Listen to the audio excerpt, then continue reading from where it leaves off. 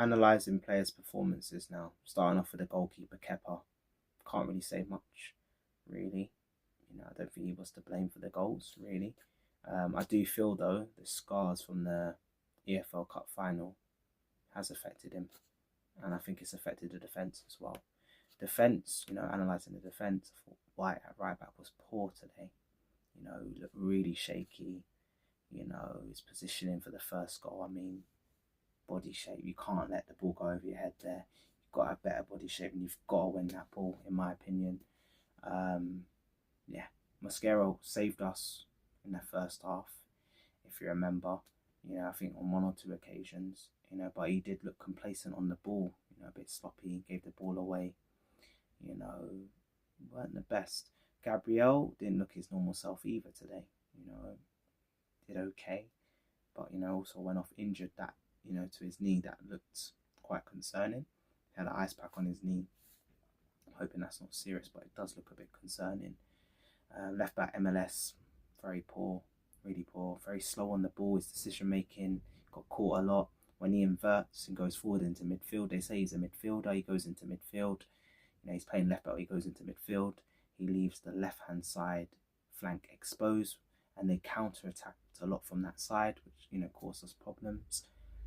I didn't think I think it was a terrible game from MLS today. Slightly concerned about where does he fit into this team, because they say he's a midfielder. I don't think he's effective in midfield, and he played really well last season in left back. We needed him and he did well, but this season he hasn't been great. I'm gonna call it for what it is. He hasn't been great. Subs, obviously Calafiori came on for MLS in the second half. I thought Calafiori left back, he looked more solid, good on the ball. It's a bit quicker. He had a bit more energy on the hand side. Saliba came on late for Gabriel. Gabriel came off with an injury. He did okay, Saliba, but again, he's good on the ball, comfortable, but it was very late on in the game, so I feel it's unfair to judge him in this match. Midfield, thoughts on the midfield. I thought Norgard looked alright in the first half, but in the second half looked very sloppy and leggy. I don't think he had the best game. Havertz, average game. Nice run into the box and assist for Gyökeres. Other than that, I think he had one shot that got deflected. Other than that, can't recall much from Havertz in this game. Odegaard, I thought he looked really good in the first half. Looked really sharp, lively in the first half, but fell off massively in the second half. You could put it down to lacking match fitness and sharpness. Subs, obviously, Zubimendi came on late for Havertz, very late. Havertz seemed tired, but Zubimendi came on. He did all right on the ball, but he didn't really have the impact we were hoping.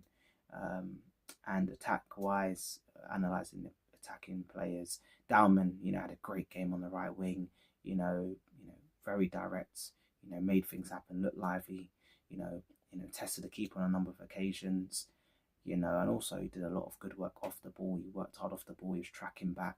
He was really good. The only thing missing from Dauman's performance today was a goal, in my opinion. Jesus up top, he was non-existent. He didn't really do anything. Very poor game. Just didn't have the impact really. Martinelli had moments. He looked good. He tried to make things happen. He tried to be inventive. But I feel like again he's lacking that sort of cutting edge and end product. Obviously subs came on. Gyökeres came on for Jesus. That did well. He had an instant impact. He scored the goal. Does what he does best. You put it into him, he scores, he finishes. He's not one of those strikers that's going to make things happen on his own. You need to feed him and he will score. And he took his goal really well. You've seen what he's done for Sweden and Sporting. He can score.